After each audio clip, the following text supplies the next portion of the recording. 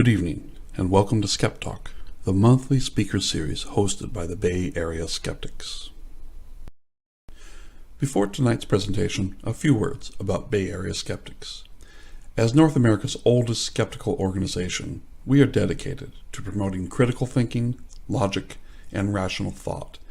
In the 1970s and 80s, scientists such as Carl Sagan and magicians such as James Randi established the scientific skepticism movement out of concern about the popular fondness for pseudoscience and the lack of public science literacy. Scientific skepticism embraces evidence-based civil discourse on health, education, consumer protection, and especially the investigation of extraordinary claims. Using the scientific method, we hope to promote skeptical inquiry to reduce irrational thinking in society. This talk is supported by Bay Area Skeptics members such as you. Please visit us at baskeptics.org or join us on Facebook, Twitter, and Meetup. Consider supporting us through convenient monthly donations via Patreon. Patrons receive premiums such as discounts and free t-shirts for our annual Skeptical Conference. But more importantly, members help us make the world just a little more reasonable and rational. And now, tonight's speaker. Good evening. Welcome to tonight's Skep Talk. I'm Bill Patterson, board member of the Bay Area Skeptics, and I'll be hosting this. What is a science communicator? The era of once-a-decade science outliers like Carl Sagan is long gone. In this current era of internet-borne disinformation and science denial, pandemonium, science communication has emerged as a vibrant and painfully necessary field, with an army of science scholars focusing their expertise exclusively on informing the public. Charlatans and anti-science propaganda have never been more prevalent, and the stakes have never been higher. As the existential challenge of the 21st century begins to materialize, how do we help people know what is true? This talk will clarify that issue and players involved, as well as highlight important strategies that can be identified toward winning this war with ourselves.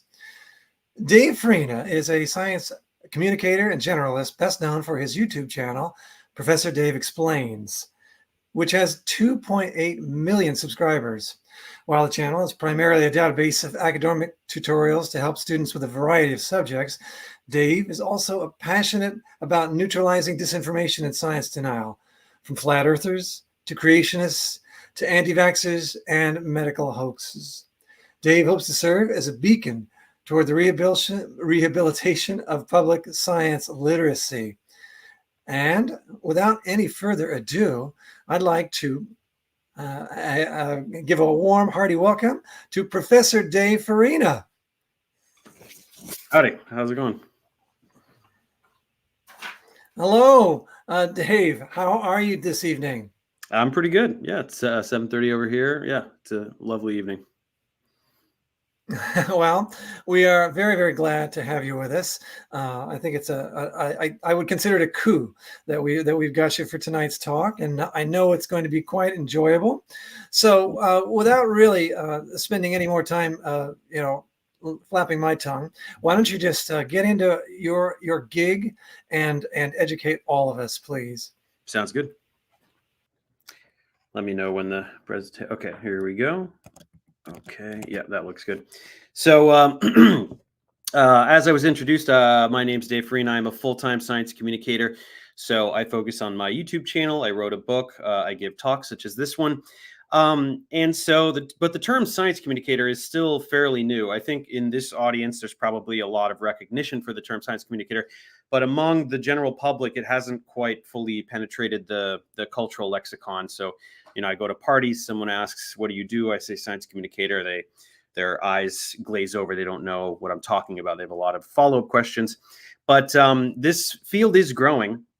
Now, of course, it's not the concept of communicating science is not new, right? As we saw in the introduction, we can look to early pioneers like Carl Sagan, the great demigod of SciComm, who he with his Cosmos series, right? This was a landmark in science communication where he turned on a generation of people to astronomy and to science in general with his incredible accessible programming. But Carl was an astronomer. He was a prominent researcher in his field who pivoted to public outreach later in life. And many of the crop that followed, your Neil Tysons and so forth, were pretty much of the same vein. These are people who were working in a particular scientific field and then pivoted to public outreach. This is all beginning to change, however, because society is starting to recognize the importance of science communication and therefore starting to nurture the skills necessary for effective science communication earlier in the career of a young science-minded person. So we're seeing postgraduate programs show up in science communication in many institutions across the country. So this is one of the most well-known ones in UC Santa Cruz. There's a master's in SciComm program. And so this is a situation where a young student can, with a bachelor's degree in some area of science, be it chemistry, physics, geology, biology, whatever, can then go directly into a graduate program where they are developing these skills of science communication, and therefore they're foregoing the traditional route of specialization. So it's not that they're getting a doctorate in some particular area of science, going into the field and then doing SciComm. They're embracing more of the concept of being a generalist, certainly with some area of relative specialization, but instead embracing the concept of generalism and then nurturing these important skills that make for a good SciCommer.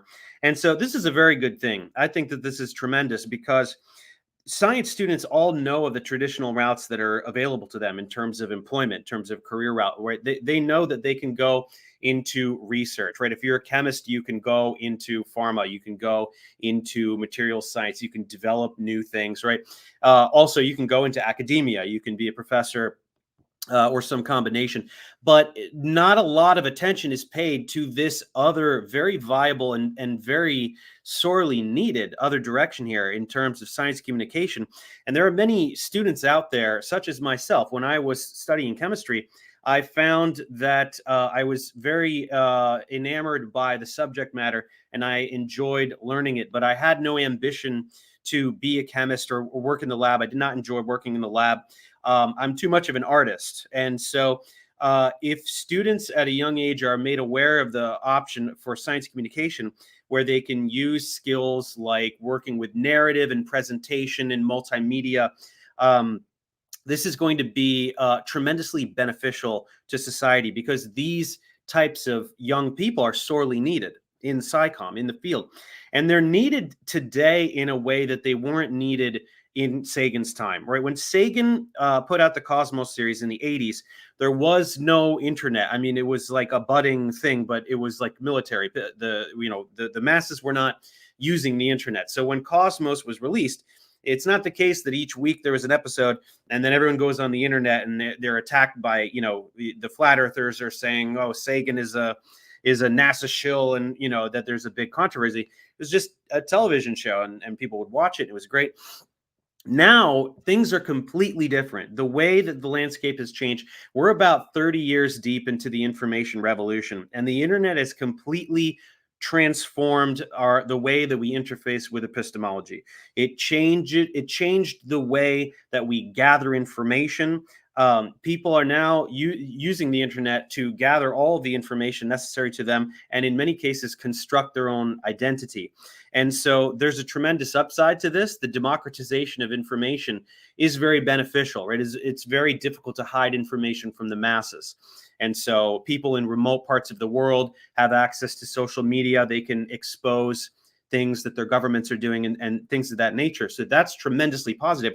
But there is a downside. There is a sacrifice to every technological advancement. And that is that special interest groups have now also had about 30 years to perfect their technique of creating propaganda with which to deceive the public for political or financial gain. And so this is enormously problematic. Hence the emergence of science communicators. Again, when I say the birth of the science communicator, we're not talking about the birth of science communication in general. We talked about Sagan and so forth, but we're talking about the emergence of the concept of a pool of career science communicators who are unencumbered by the responsibilities of research or instruction or any of the things that people in other career paths have to attend to, and instead sit around all day long, as I do, and think about how to communicate the goings on of the scientific community to the general public, right? And so there are scientists who communicate their science, and that's very commendable, and we should continue to encourage scientists to communicate their science, because that can carry a lot of weight. When a specialist in a field is explaining what they themselves do, that can be very impactful. But we cannot sit around and wait to see which scientists are going to take it upon themselves to communicate their science. We need this very large pool of career science communicators, because again, we are in this landscape now, in this internet-based landscape, where the number of bad faith actors is just too large. We need a nearly one-to-one ratio of science communicators to these bad faith actors, so that they can be properly addressed and debunked, lest the general public be led astray. There's too much at stake, right? There's too many things within the scientific sphere that have tremendous impact on public life, whether it's climate or medicine or what have you. And so this pool of science communicators needs to be in place with this singular goal, this singular idea in mind of what they focus on day to day, as I do. And so the goal of the SciCommer is twofold. It's one, to educate and inform the public with very general scientific knowledge, to inoculate them, you might say, against scientific disinformation. But then number two, it's equally important to target and expose these bad faith actors, to very aggressively go after these people who lie on the internet for political influence, political gain, financial, monetary gain. So these are the two things, and they happen to be the two things that I do on my channel, Professor Dave Explains. I have a very large collection, or a database, you would say, of academic tutorials for students and perhaps inquisitive lay people to learn about the various fields of science and other topics. But then I also have an extensive, for about 4 years now, I've been getting heavily involved in the debunking space, where I do target these bad faith actors. So these are the things that I do. Instead of trying to convince you that that science denial is a problem, I think everyone's probably on board with that. I'd like to share some of my experiences, some of the strategies I've come across that I feel have been effective in combating science denial. So let's just jump into some of those. So the first thing that got me into the debunking space was flat Earth, of all things. I had made an astronomy series, and basically, Astronomy 101, what freshman astro students learn. And I capped it off with a couple little videos, fun little pieces about how the Earth is not flat, and how astrology isn't true. I thought the astrology one would be a little more controversial, but the flat Earth community descended upon this first video here at the top of that playlist with a vengeance, and so the Globe Busters made a very silly piece trying to debunk me. I was very vindictive. I was not used to people talking about me on the internet at the time. Now it happens every day, but at the time, I thought that wouldn't do. So I made my little response. It is now the most viewed video on my channel. But at any rate, that was where I first sampled this new. It was a new format for me to take something that charlatans had made and respond to it and sort of pick apart their false claims.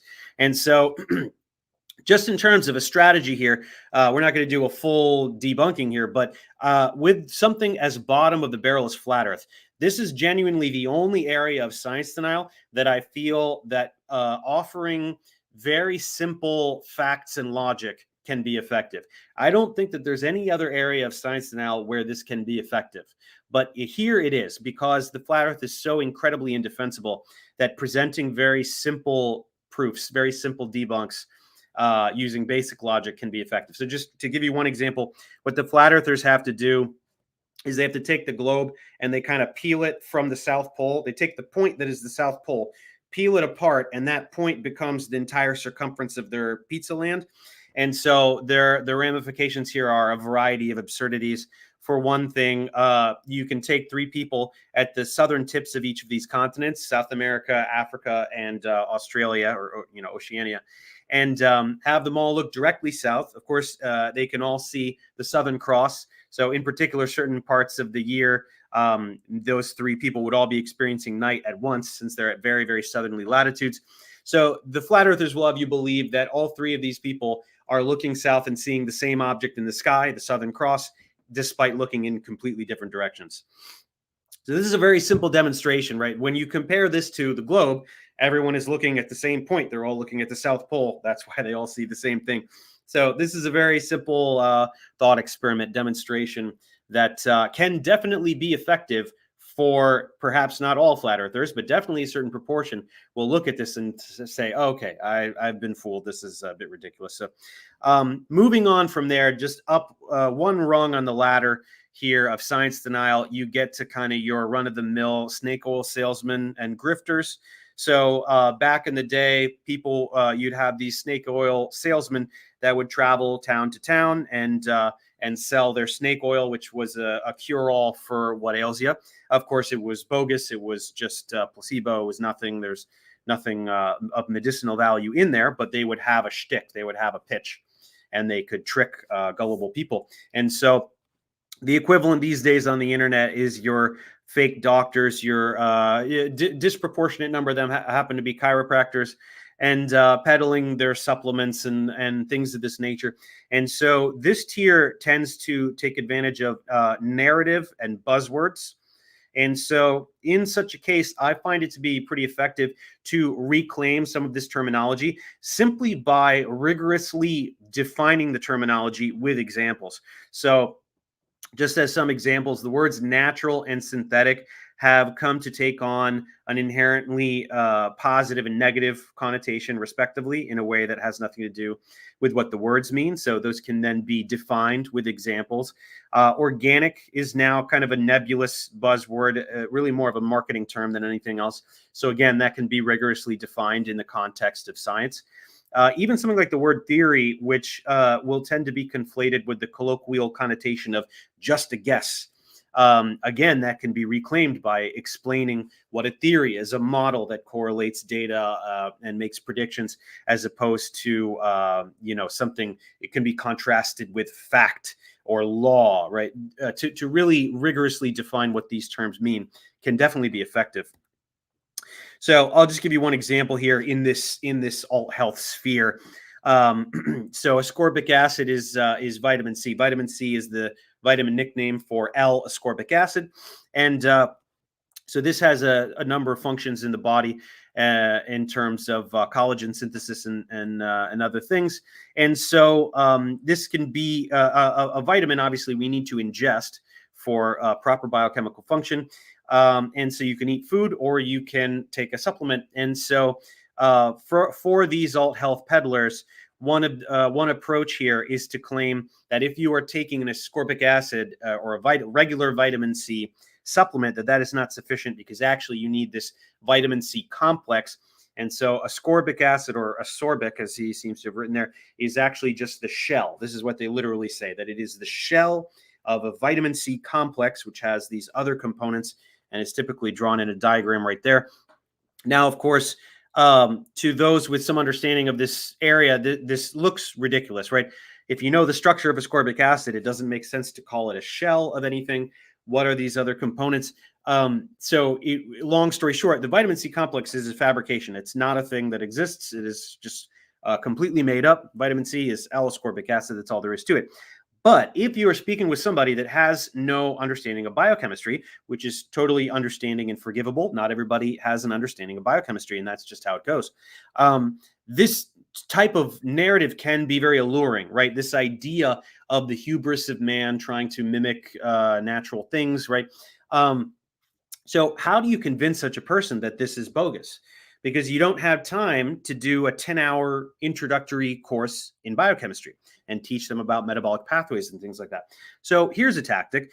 If you tell this person, if we Google vitamin C complex, what are you going to get? And you can treat this like an experiment. You can say, no, actually, we're actually going to do this. We're going to Google this, but I want you to tell me first. make a prediction. What are you going to see? So the person thinking that this is a real thing will say, okay, there's going to be some journal articles because scientists are studying this. At the very least, there would be a Wikipedia page just in a neutral way saying what it is, right? Just this is what the vitamin C complex is. But in fact, no, it's just a bunch of people trying to sell you stuff. Page after page after page. This is what you get. There's nothing neutral whatsoever. And so this can be an eye-opening experience because, as we said, we're talking about narrative, right? The allure of narrative. And so if people are receptive to a narrative regarding pharma and their profit margins, right? Well, here are the profit margins. Here's the profit margin staring you right in the face. The people peddling the supplements. This is the profit margin that you need to be paying attention to, right? These things are marked up and it doesn't mean anything, right? There truly is nothing that shows up here that validates the existence of this thing in any neutral academic way. So that can be very eye-opening. And so as you come to see over time with this sort of narrative, alt health industries are always fear-mongering, right? Fear-mongering, it's not just about we can't do a thing. It's truly painting a facade of evil across industries. So, for example, this is obviously meant to represent a GMO. So you've got the this is a fruit, and you've got the syringes with the colorful liquid going in there for some reason. I have no idea what that is even invoking. Very important here, you see the stitches. The stitches are meant to evoke the sentiment of Frankenstein's monster and the hubris of man in thinking that we can mimic natural things. And so the point of the fear mongering is to capitalize on the backlash, right? You get people scared and then you say, here's the alternative, buy this, right? And so nowhere are we seeing this backlash more than in the current hysteria. There's a current wave of vaccine hesitancy that hasn't been seen for some time. And so there's a lot to talk about with vaccines. We don't have too much time right now, but I just want to talk about a couple of things. Right now, I'd say, so this current post-COVID vaccine hesitancy is a peak, and then the peak prior was really due to this figure, Andrew Wakefield, around the turn of the 21st century. And so if you don't recall, this was the guy who authored the fraudulent Lancet study linking the MMR vaccine to autism, which was later retracted, found to be fraudulent. But there are people who still reference this guy and still bring up the vaccine autism link all the time. And it really is this guy. So for such people, they are receptive to narrative, right? Once again, we're talking about people who enjoy stories. We're talking about people with an anti-establishment bend to their thinking, and then they hear a story of pharma did this, the government did that, etc. Profit, profit, profit. Well, there's a narrative here too with Wakefield. And so these are just a collection of screenshots from a debunk I did about Wakefield. So I want to tell the story of Wakefield. I want to tell the story of the injury lawyers who approached him and offered him a bribe in order to pen this fraudulent study. All of the details. There's a story. Part of the story is that Wakefield himself had a patent on a standalone measles vaccine and therefore stood to profit if the MMR was no longer used. So this story can be told. And then at the absolute least, if the viewer can get through the story, now they have competing narratives, right? So they have their attractive narrative of pharma and the profit margins, but now we have the narrative of the injury lawyers and their profit motives, and Wakefield and his profit motives, right? So this can at least sow the seeds of doubt in their own thinking and get them to at least maybe start to recognize a little bit of bias that they're enacting in the way that they approach this type of medical information, and go, okay, maybe turn around and say, okay, Wakefield is a fraud, right? This is a fraud. These are people trying to make money. That's what's going on. So that's one approach. I want to talk about one other interesting thing that I found in researching this area, and that is something This is something that happens. It happens in medicine. It also happens in astrophysics. But there's a general technique that the charlatan will use, and that is to go back in time, be it 50 years, 200 years, or whatever, to some area of obsolete science. So we're talking about something that was legitimate scientific thinking at its time, that was discredited long ago, and then simply lift that construct and present it today as if it were new information. So with astrophysics, you have plasma cosmology and that whole, the electric universe and all those guys. With medicine and with disease, you have people that are going back to the time of Pasteur, when Louis Pasteur was developing germ theory, and we were figuring out that bacteria cause disease. And then around the turn of the 20th century, we discovered viruses and start to understand what viruses do. There was something competing around the middle of the 19th century called terrain theory. And so there are charlatans that will go back in time and lift the terminology of terrain theory. And the reason they do this is very obvious, right? Because it's very difficult to in order to be convincing, you need jargon, you need talking points, you need to sound like you know what you're talking about. So it's much easier to lift an existing script from the past. And then because it comes ready-made with talking points, with terminology that you can use to sound like you know what you're talking about. And so this is what's going on. And this is actually a big part of what's going on post-COVID right now, is not just the denial of germs causing disease, viruses causing disease, but we're talking about a denial of the existence of pathogens. So this is this guy, Andrew Kaufman, and he was big for a while during COVID because he was doing this shtick where he said that COVID was not viruses, that it was not caused by a virus, that these actually were exosomes. So they were outcroppings of somatic cells. So they're of our own body and not something external, which is of course completely insane. But it did catch on with a certain sector of the public, and then of course once he captures their attention, he can direct them to his website where he charges incredible amounts of money for personal consultation and ridiculous products and things of that nature. So, but this is where we're at, right? We're talking about a certain sector of the public that is willing to deny literally an entire field of science, the validity of an entire field of science. So there's a field called virology of people who study viruses. And we know what viruses are, right? We know their structure. We have images of this is an electron microscope image. This is not an artist's rendering. This is a picture of viruses. And we know what they are. We know that they're not of human origin. We know that they're transmissible. We sequence their genomes, which in some cases are RNA, not DNA.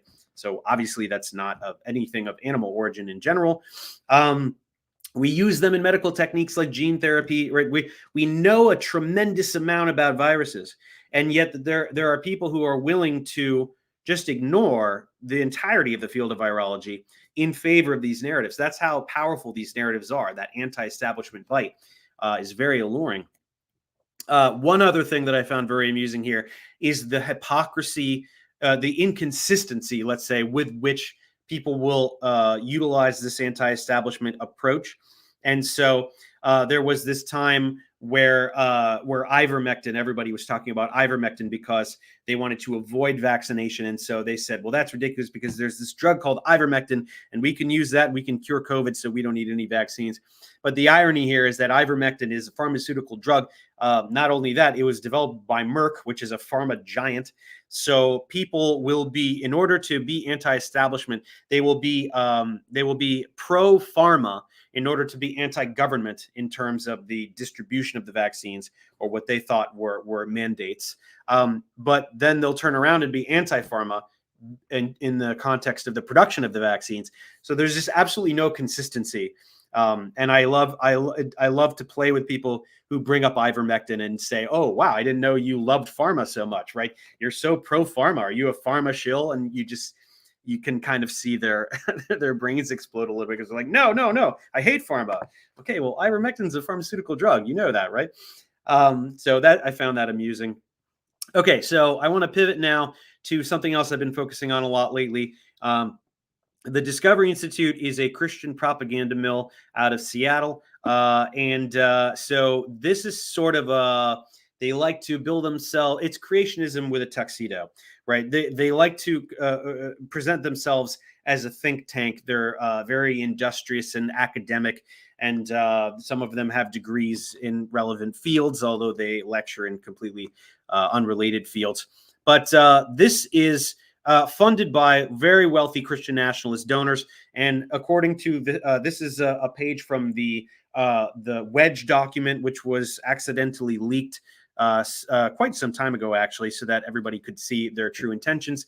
If you look at the lower left, it's a little hard to read, but the bottom, the last of those 20-year goals says to see design theory permeate our religious, cultural, moral, and political life. So political life, it can't really get any clearer than that. The goal here is the installation of a Christian theocracy. This is what these donors want, and this is what they're actively trying to achieve. And so this has to be done in baby steps. So the way to get the foot in the door, their first attempt here was the Kitzmiller v. Dover trial, where they were trying to get religion taught in public schools. So that is their intelligent design, which is creationism rebranded. And luckily, that did not go well for them. They did lose that case as hard as they tried. And so that didn't go over well, but it did not stop them. And so in the nearly 20 years since, they've been focusing largely on a blog called Evolution News. The audacity of evolution deniers to call their blog Evolution News continues to astound me. And then their YouTube channel, where they make video-based propaganda about chemistry and physics and geology and paleontology and biology, of course, and any number of other topics. So this is something that I've been focusing on quite a bit lately due to the nature of the threat. And so there's a few things to talk about here. Once again, the way that they present themselves is very scholarly. So they're well dressed and well spoken, and they seem very mild mannered. This is to kind of lure the audience into the sense that they are experts and that they know what they're talking about. In fact, they don't, and also are lying all the time. So they try to appear diligent by showing excerpts of the primary scientific literature. But of course, what they do, as you can see here, this is a screenshot from one of their videos. We're very, very zoomed in, and we're zoomed in on a paper that is discussing Lucy, the famous Australopithecus afarensis specimen, and making the claim that the paper says that Lucy was a knuckle walker. So for anyone who follows anthropology, of course, we know that Lucy was bipedal. Australopithecines are bipedal. This is absolutely without controversy among anthropologists, but they are speaking to their flock, right? So what reality doesn't matter.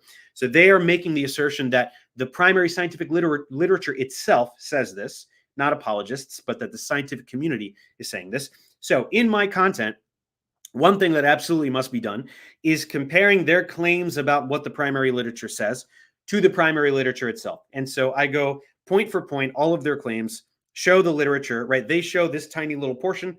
I show the whole paper. Here are the passages that show very clearly that the paper does not say what they are pretending it says. Now, that will work for some. For those who consider themselves scholarly and interested in the primary literature and have the patience to read and listen and think, they will be able to see that the literature does not say what they think it says. You have to go one step further, though, for some, because they will say, I have no idea what they're talking about. I have no idea what you're talking about. All of it is going over my head, so I'm going to just believe them because that's my camp. So for those people, I have found that it actually is quite easy to contact the authors of these papers and get a statement. And so this is the author, this is the primary author of that Lucy paper, and his correspondence begins thusly: wow, yes, Luskin's comment is a flagrant mischaracterization of our scientific results. And then he elaborates. So the point here is that if you are somebody that put stock in the Discovery Institute because you thought that they were genuinely and honestly conveying the contents of the primary literature, if you see the author of that paper explicitly stating that they are lying about what's in the paper, it's going to be pretty hard to get around that, right? You're going to have to deal with that. You're going to have to accept that you fell for some pageantry. The author himself is saying that they are lying about that paper. So this is the approach that I've taken, and I've just been tearing through their entire roster. I'm about 10 episodes deep into this, and just taking everything they say, comparing it to the literature, showing how they're wrong. You're wrong. Lies, lies, lies, lies, lies. And so these, the good thing about this is that people kind of like the drama of it. And so they end up getting a lot of views, and to the point where these videos tend to be the #1 search result on YouTube. And in some cases, even a Google search for the name of that person. So this has been very detrimental, I feel, to the Discovery Institute. They've suffered a lot of blows over the decades, but right now, to anyone who searches Discovery Institute or the names of any of these people, the first thing that comes up is me explaining to you for an hour how they're a fraud and everything they say is a lie.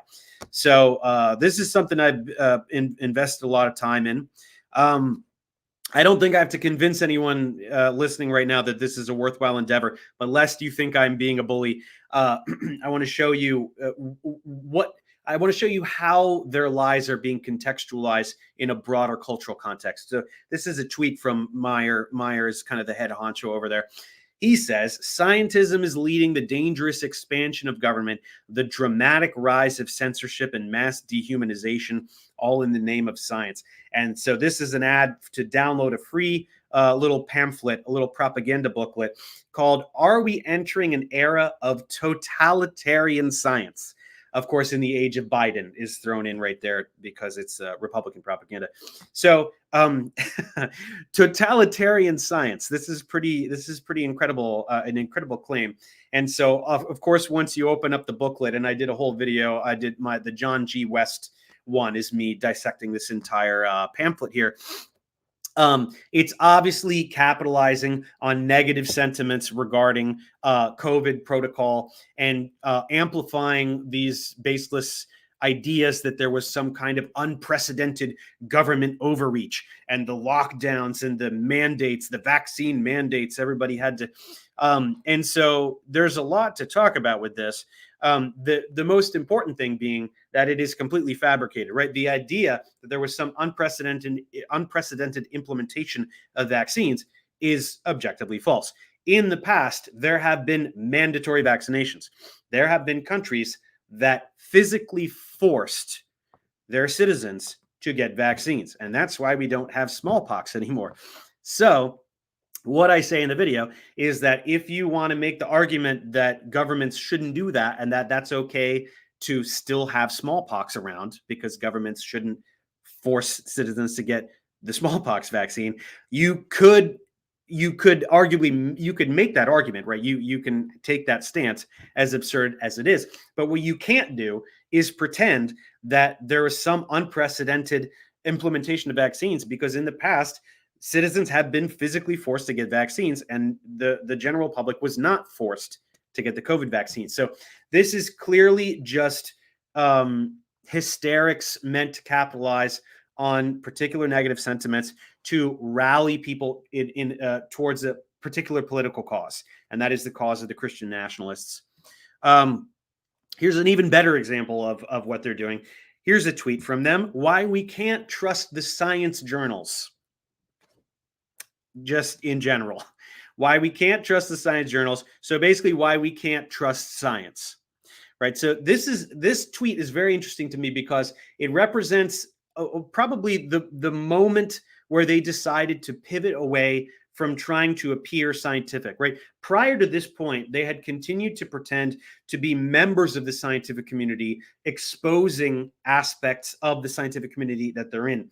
Now they're kind of just pivoting towards general science denial, like all other creationists, and they're just saying you can't trust science, right? The message here, like the anti-science message here, it can't get any clearer than this.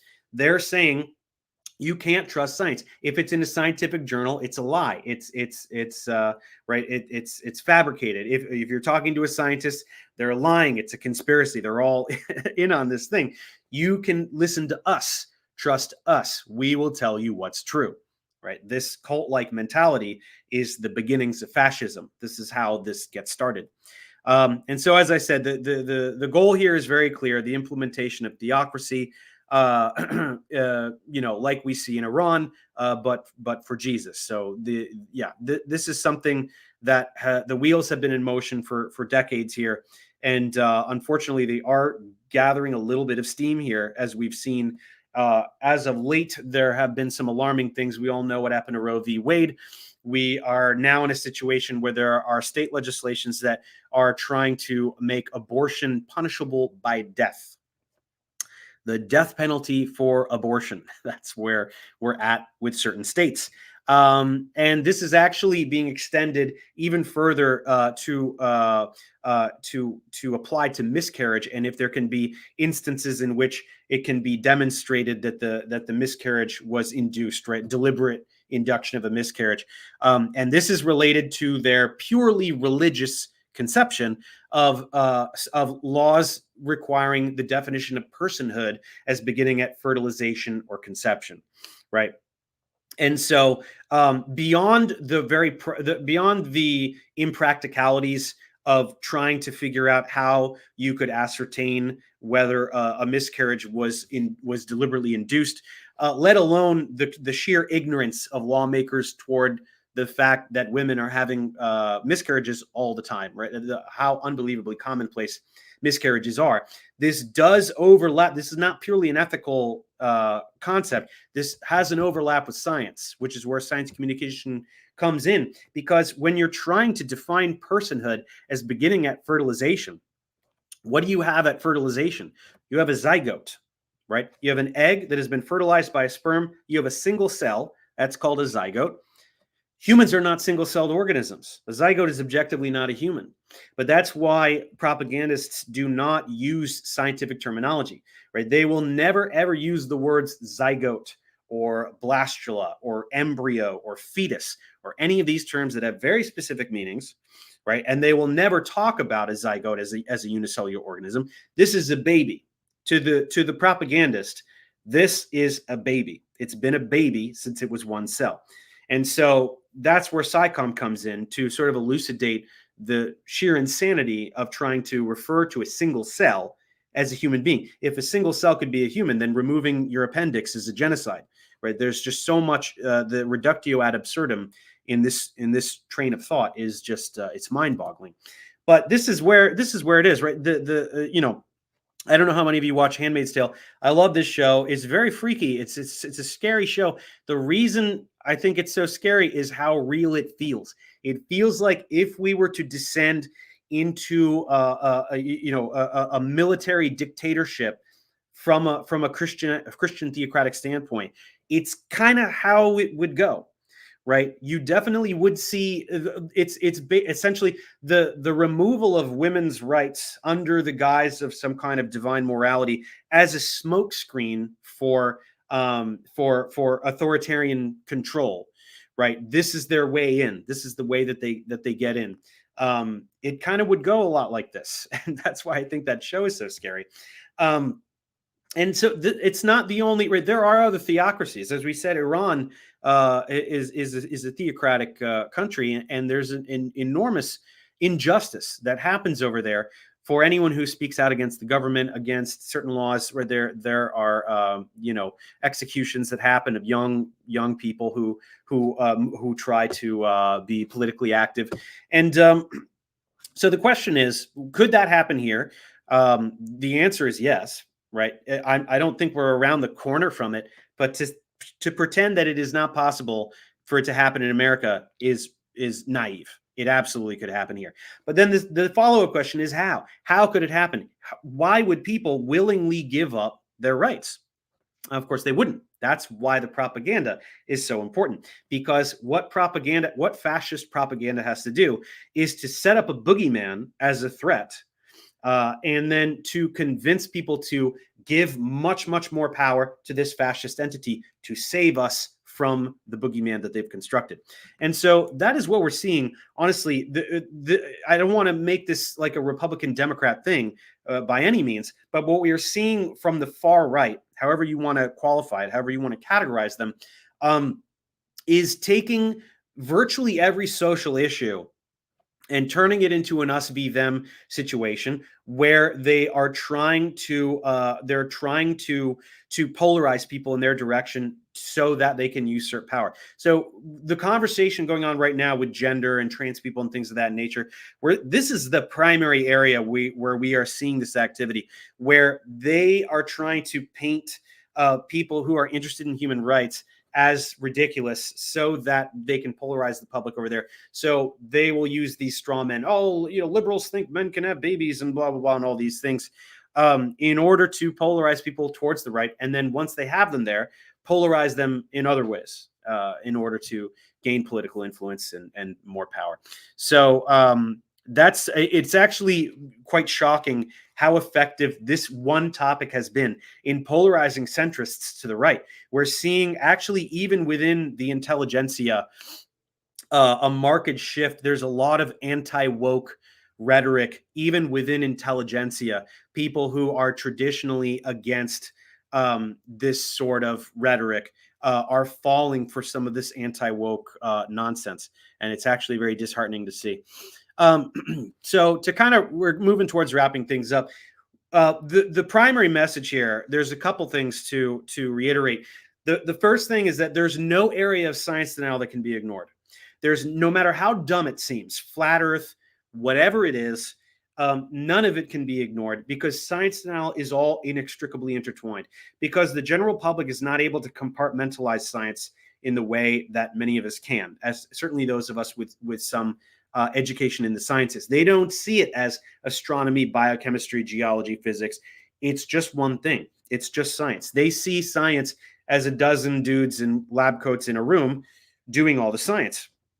And so that's why it becomes very important for the propagandist to poison public opinion of science by taking words like consensus and weaponizing them.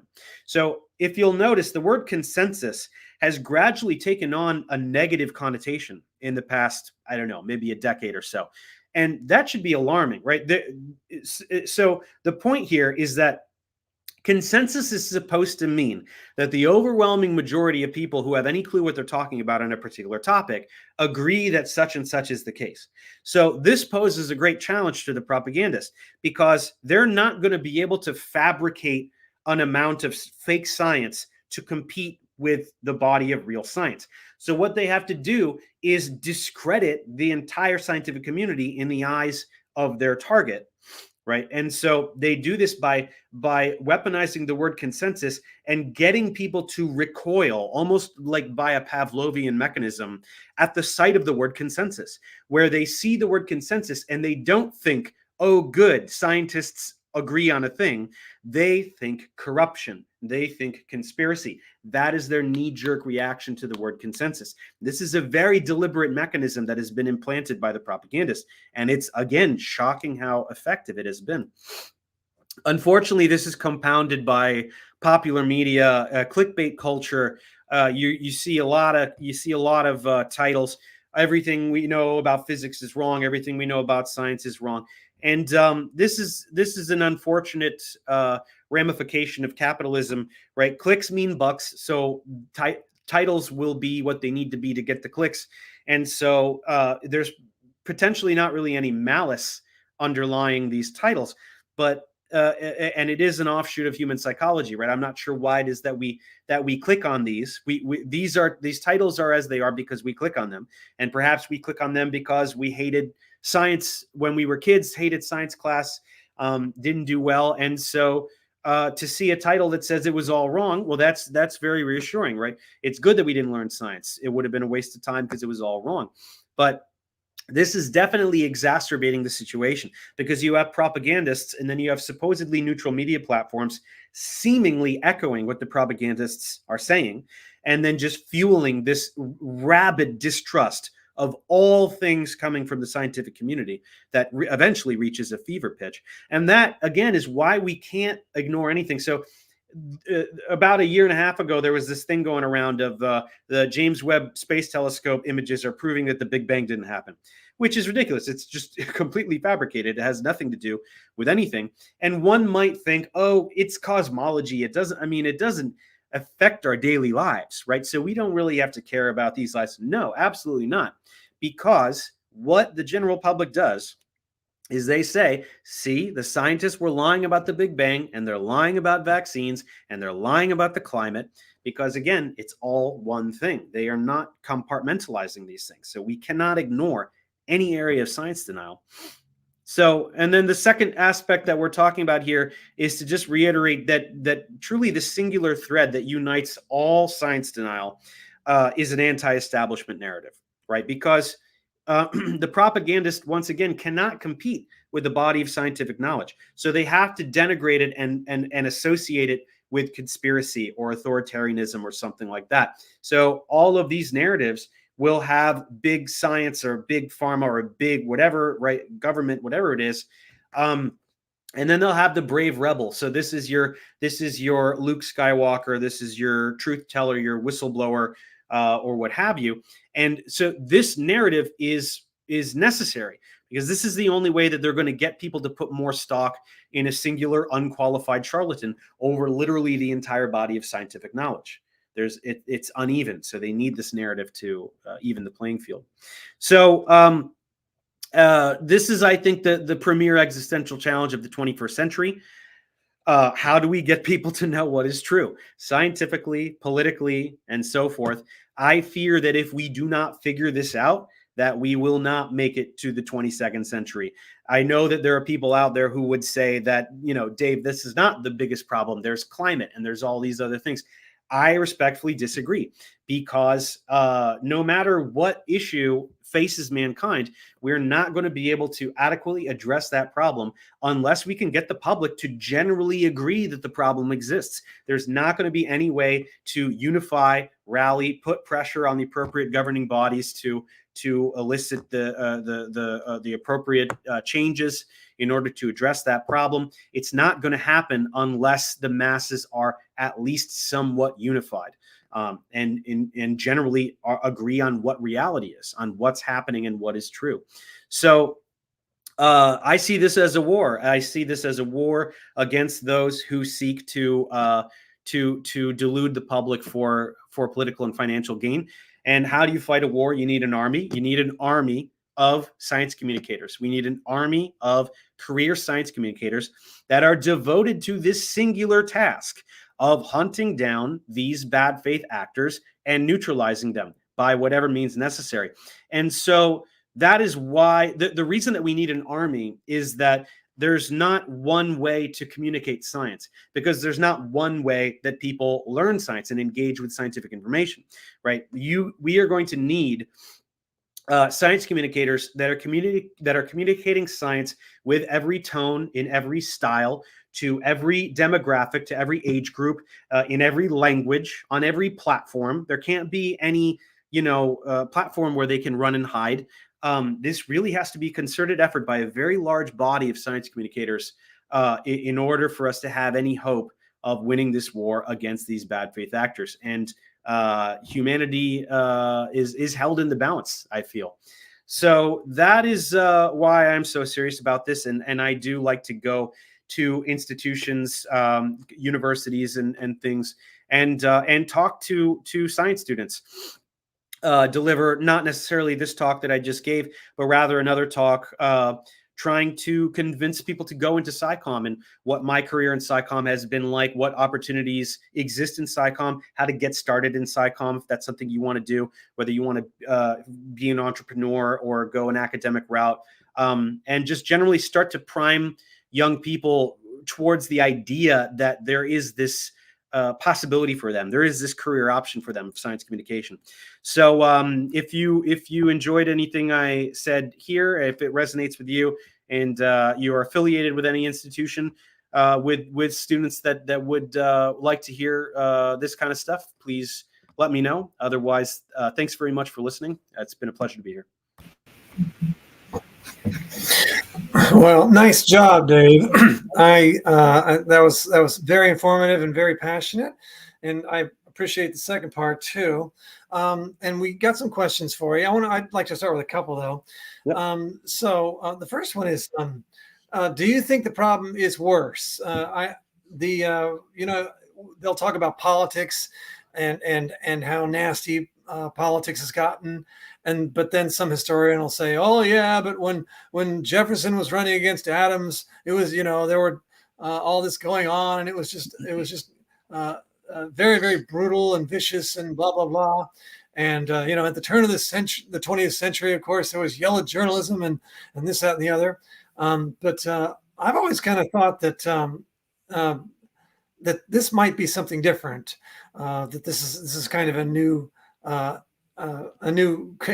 area of rage that we've stumbled into. And I'm just wondering your thoughts on that. Yeah. I agree. I think it is categorically different. Of course, we're not going to say that it's the invention of propaganda. There has always been propaganda, but the combination of where we are technologically, right? The internet, just the way our society is set up, the way the echo chambers form. Prior to the internet, you could have these sentiments, and they might ripple a bit in local communities, but they were not able to gain so much traction as they do now with the internet. And so we're seeing a level of reality denial, right? Certainly in the past, like politically, there was always mudslinging and, so-and-so had an illegitimate child and blah, blah. But we're at the point now where just the level of reality denial, right? Oh, Trump won in 2020 and we need to storm the Capitol and, disrupt the ballot counting. And then same with science. Like, as I said, you have thousands of potentially millions of people denying the existence of viruses. I mean, things that are so trivial and mind-boggling, the idea that people would engage in this kind of thinking. I definitely think it's worse. And I definitely think it is an enormous threat to humanity in general. Yeah. And then along the same lines, I was a teacher for 10 years, and sometimes you hear this phrase thrown out that a stupid question is often more important than an intelligent one or something like that, because it exposes the misunderstanding that somebody you might not otherwise recognize and things like that. Mm-hmm. And there's now we have with the YouTube. We've got all these communicators, both on the, on your side and our side, and then maybe some people that they're not quite honest always. They might be nefarious actors and things like that. But then there's other things, and like as an example, Sabine Hassenfelder has a big following, and I watch her videos, and I think a lot of them are interesting. But at one point, and I may be misinterpreting it a little bit, but I remember she was kind of embracing pseudoscience, I think, as a way of again exposing misunderstandings that might be more easily made aware of, and then you can, if you know about them, you can get to them, and you can debunk them, or you can explain them better in a nice way. But I'm just wondering how you feel about that. If you think that the internet getting flooded with ridiculous pseudoscience of the nature that you've spent time debunking. I'm maybe this is a softball question, but do you think it's helpful in any way to just let the internet go wild and present all these things, as long as there are people to get on the other side and refute them? Well, I mean, I would love it if there was no disinformation. I would love it if those figures didn't exist. Unfortunately, I also don't agree with censorship. So, I mean, there's definitely a difference between free speech, right? People talk about free speech a lot, and that has nothing to do with YouTube having terms of practice and being able to delete content that violates its terms of practice, right? Definitely, you shouldn't go to jail for spewing misinformation. But it's a delicate situation, because it's just the culture of disinformation has grown absolutely out of control, and there are people who are so far down the rabbit hole, and unfortunately there are so many gradations of it. There's like flat earthers, and then there's people. I mean, you brought up Sabine, and I'm not intimately familiar with her content, but I do also get the sentiment that while she is a legitimate science communicator, she does flirt with anti-establishment narratives and certain things that sort of like, I just noticed that science deniers cite her. And so it's like, that's always a red flag. You know what I mean? Like when science deniers are citing you, there's got to be some kind of problem there. So I haven't looked too closely at her content, but there are many different figures that are trying to do many different things, and they have many different motives, whether it's profit or truth or whatever, fame or whatever it might be. It's just, we're dealing with a digital cacophony. There's way too much content to sift through. Certain things rise to the top because of keywords and an algorithm or whatever's going on in the cultural moment. And if something takes hold, because there is so much content out there, it can be really hard to cut through the noise with the correction, with the debunking. I feel that I've had some success. My content is relatively prominent on YouTube, but nowhere near some of, I'm nowhere near like an Andrew Wakefield type of figure, the prominent denier, an RFK or one of these guys, like they have a much, much larger platform than I do. So it can be very difficult. There's just too much content out there. And it ends up being a very chaotic system in terms of how the culture interacts with this mountain of information. And lastly, as far as my questions go, I wanted to ask this because the Bay Area Skeptics hosted Dr. Stephen Novello once for Skeptical, and he gave a talk, and I asked him what to reiterate what his favorite pseudoscience was, and it turned out that we both had the same one. He was. And by favorite, I guess, is something that you understand real well. You can get into the heads of people, and it's fairly easy to debunk, and maybe fairly silly, and maybe all these things are dangerous, of course. But he and I both agreed that that facilitated communication was something that we paid particularly close attention to. For its ramifications. I'm just wondering if I can ask you, what is your favorite pseudoscience? What is it that you really like to go after and get into the ring and smack around? I mean, my favorite in terms of just like fun is like flat Earth or astrology or something like that. My favorite in terms of like the urgency and where I think my knowledge base is best used is more like the creationist intelligent design area, because I feel that is very politically threatening, right? Something like flat Earth is not politically threatening. It's very silly. It's an interesting artifact of modern society, and it's very fun. It's fun to debunk. I enjoy it immensely. But I think favorite in terms of like, I feel a calling towards this is to go after the Discovery Institute and these similar kinds of very well-funded, very maliciously intended con artists. That's I'd say favorite in the sense of like, that's where I go, all right, now I'm I'm doing what I was supposed to do, that sort of thing. Well, I would say, great, bully for you, and keep fighting the good fight. I'm particularly. That's one that I think you really, really need to have a vast knowledge base of. And so that's something I try to stay a little bit away from. I applaud the people that are willing to take up that fight, like you and Jeannie Scott and other people like that. Yeah. But Yeah, I try to stay out of that fight. That's why I say generalism. That's a tough one, but go ahead. That's why I say that for a science communicator, foregoing the idea of specialization and instead embracing a generalism. So I identify as a generalist. I studied chemistry, but now I am a generalist. And so when I'm debunking creationists and intelligent design proponents, I end up having to talk about chemistry, biochemistry, biology, physics, geology, astronomy, paleontology. And of course, I'm not an expert in any of those, but I am beginning to construct a working knowledge of all of those fields. And so that ends up being a much better position from which to debunk a lot of these things. And I look forward to seeing a large wave of generalists from the next generation and see what they can do with it too. Well, but it takes chutzpah. It takes it's more than just having a good knowledge. It takes a bit of a fighting spirit, and you need to be very confident, and like you need to be able to take some licks and give it right back with double force. And so again, thank you for doing that. I'm wondering if we have some questions from the audience there. Good. Here's one from our own Jay Diamond, producer and Bay Area Skeptics vice chairman.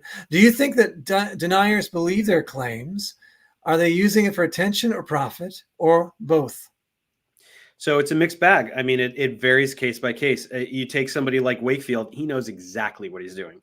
He knows exactly what he's doing. He fabricated the Lancet study, right? He manipulated data. He knew exactly what he was doing, and he's been profiting off of that sort of grift for decades. Same with a lot of people in the alt health sphere. They just make up whatever they can. I mean, it's a grift. It's a quintessential grift. I think when you go over to like creationism and stuff, like you end up with sort of a more of a gray area psychologically, because you have a religious indoctrination that can cause a lot of what do you call it? What's that phrase? Cognitive dissonance. That's what I was looking for.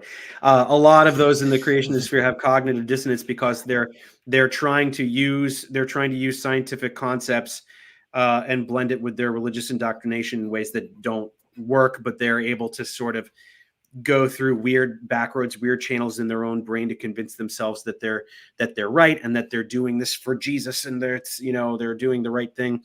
So with those figures, it's hard to say, that they're definitely lying, and at some level know they're lying, but don't acknowledge it consciously or something. Yeah, I don't know. But most of them have at least some element of grifting to them. After you do this for long enough, you eventually, flat earthers, they're grifters. I mean, you can't be a flat earther for more than a month before realizing how unbelievably wrong you are. So, yeah. Okay. Here's another question from Scott S., one of our viewers. My question, Dave, would you clarify your comment about neutralizing by any means necessary?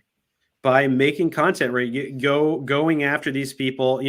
I make just mountains of content, and I go very directly after their claims, expose their claims, expose as much as possible their lies, their intent, their sources of funding, any kind of fraudulent behavior that they're doing. Just bring all of that information to the front. Just really, really expose as thoroughly as possible every aspect of what they're doing so that people can see.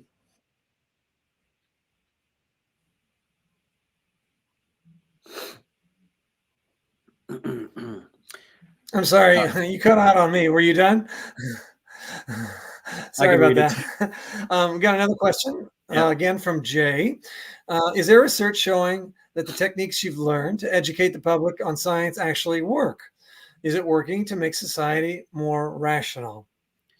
So it's hard. I mean, there are limited metrics, right? The metrics that I look at are like YouTube followings, right? I look like, since I've been debunking flat earthers, what are the flat earth numbers like? Who is still active in that space on the side of the flat earthers? What are their live stream numbers like? Have they dwindled? In my estimation, they have. Combined with just people personally emailing me, personally messaging or commenting, and saying, I fell for this and now I've broken free and so forth. So definitely, I'm not a data analyst, so I'm not somebody that can give a very thorough answer to that question. It's a very interesting question. It's a very important question. And I think somebody will tackle that at some point. I think that some data analysts will try to come up with some rigorous data modeling to try to go about answering that question. I just kind of continue doing what I do the way I know how to do it. I know that it has more than zero impact, and that's all that matters to me. Oh, I think it has plenty of impact, and please, by all means, keep doing what you're doing, especially with your somewhat switchblade wit that you wield so effectively. We have three endless, maybe it's just endless, asking a question. Thinking about making contact, attacking anti-science propaganda, and I have a very minimal science education. Should I do more education on science before I start? Or do I just tackle and learn on the, I'm going to guess she ran out of room, tackle and learn on the way. Okay, on the fly. Yes, what advice would you have for endless? Oh, well, it's a good question. I mean, I believe that a science communicator ought to have a bachelor's degree in a field of science. So if you're looking to make content, I mean, definitely, I wouldn't want to discourage someone from getting started if they're interested in getting started. It's just hard to find a niche if you don't have at least some expertise to build on. Otherwise, you kind of get into the danger of just sort of pointing at existing things and amplifying them, which is also fine. I guess just whatever you decide to do, definitely contextualize everything. And like when I talk about certain fields, I definitely am transparent about my level of knowledge in them. You know, in any area of chemistry, I certainly know what I'm talking about. But then as we deviate from that corner of science, you know, if we're talking about anthropology or something, I definitely try to be transparent. Say, you know, I know some of this information, you know, and present it in a way that's you know, honest about that. But I don't know. I think as long as you stick to what you know and and present it in an honest way, you should be fine. Yeah. Okay, here's another one from the same person. Dave, has the hatred from Matt's viewers stopped, or are you still getting some bigoted comments on your videos still? Yeah. So I assume that's Sheesh. Matt Walsh. Yeah. So yeah, that they move on real fast. They have a target. So they just were rabid. I made a video and then he did a response and I responded to him. And so for about 2 weeks, it was relentless. It was the worst trolling I've ever experienced by at least an order of magnitude. It was absolutely unbearable. And then they just pivoted on a dime. I'd say maybe once a week, I still get like a random comment about Matt Walsh, but no, for the most part, they have tunnel vision. They go after this person, and then they go after this person, and they go after this person. So, yeah, it was just a couple of weeks of dealing with that, and then that went away. So, unfortunately, Well, they say all glory is fleeting. Perhaps all hatred is fleeting too. In the new age of the internet, Jay Diamond asks, "Can you talk about the role of civil discourse in refuting false or unresearched claims?" So, I mean, in terms of civility, so this is something I tend to get a little bit of pushback on this kind of stuff. When I expose charlatans, when I expose lying apologist frauds, I tell it like it is. This person is a liar. This person is a fraud. Here's where they're lying. And I just really, you know, I don't pull any punches. And so when I receive feedback that is somehow uncivil, I just don't agree. I don't get it. They're a lying fraud. I'm going to expose that they're a lying fraud. That's very different. Or like people who treat the debunking of lying frauds as though we're supposed to be, as though we have differing opinions, right? We don't have differing opinions. These aren't just like differing political opinions. This is a lying fraud, and I'm exposing them. So there, I mean, civility, like I wouldn't physically attack them in a live debate. I wouldn't hit them. I wouldn't scream in their face, although they do that to me in one debate that I was in recently. But barring that, what I simply say with my words, I'm going to tell it like it is. I'm not going to pull any punches. If somebody is a charlatan, I will address them as such and treat them as such and treat them with the level of respect that they deserve. That doesn't mean they're not a human being, but it does not. But they certainly are not an equal debating partner where we're on the same field, right? I'm right, they're wrong, they're lying. I'm exposing that fact. That's all there is to it, you know. Okay. And I had one last question for you, Dave. Sure. Somewhat of a funner one, maybe. Uh, so, sometimes you really can get interesting science knowledge and in a narrative form that's really fun, like a movie like Contact, of course. Incredibly entertaining movie, and at least some people probably learned about prime numbers for the first time, or maybe they were reminded of them. And Yeah. another movie like 2001, you get the idea of what it's like really to be in a spaceship, because it's weightless and things like Right. that, and microgravity. My favorite So movie you're of all not allowed time. to use those two movies. So I'm Okay. wondering if there's a movie that's a favorite of yours, where science is being communicated Mhm. very well, but it's still a terrific movie in its own right. Yeah, I mean, one example I like to give here is it's not that it's like my favorite movie of all time. 2001: A Space Odyssey is my favorite movie of all time.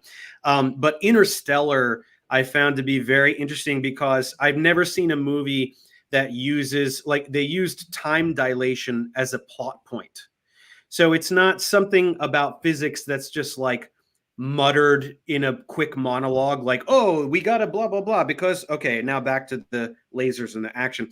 They use time dilation as an actual plot point in the movie. I found that to be really interesting, right when they went down on the world that was very closely orbiting that black hole. And then all the other things going through the wormhole. Kip Thorne got a paper out of the modeling of that wormhole to making it as scientifically accurate as possible visually. However that can be gauged. So yeah, off the top of my head, Interstellar is one that uses science in the narrative in an interesting way. Definitely. Well, I think in being put on the spot like that, you came up with a good example. That's Mhm. a magnificent movie. Well, I want to thank you, Dave, and I want to thank all of our wonderful people that tuned in to watch the Bay Area Skep Talk. And this was really great, Dave. You did a great job, and again, I think we're very lucky to have had you, and hopefully we'll get you for something else as well. Sure. Before we go, though, I do want to mention that we're not done here. We've got other Skep Talks that are coming, and the Skep Talks are generally the second Thursday of the month. And the next one is going to be, listen to the title of this. I think Dave might be tuning in too. From Creationism to QAnon, Answers to Genesis and the Culture War. That'll be presented by Bill and Sue Trollinger. And I will certainly be tuning in that one. But again, thank you all. Thank you, Dave. Thank you, Jay, for putting this on and being doing the production. And thank again all the viewers who tuned in tonight to watch this very informative and entertaining talk.